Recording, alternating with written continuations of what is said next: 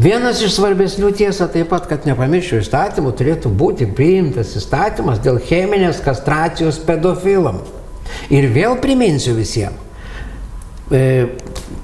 Matulas, Seimo sveikatos reikalų komiteto pirmininkas, prieštaravo, kad toks įstatymas, Petras Gražulis beje įteikė, kad toks įstatymas būtų priimtas, nes neva tai pažeistos pedofilų teisės gali būti.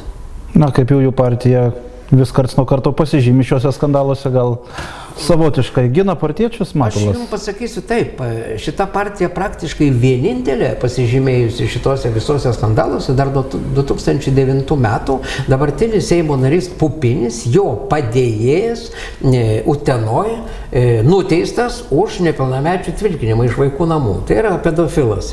Toliau skandalas Kauno miesto savivaldybėje, Kauno miesto konservatorius turėjo lytinius santykius su mažamete 13-14 metų mergaite.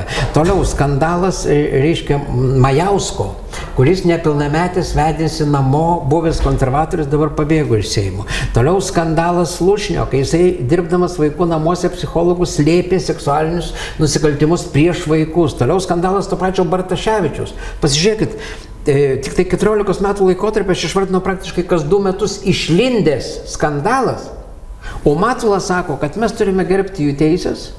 Nes, jeigu mes chemiškai juos kastruosim, pedofilai gali būti labai sunerimi.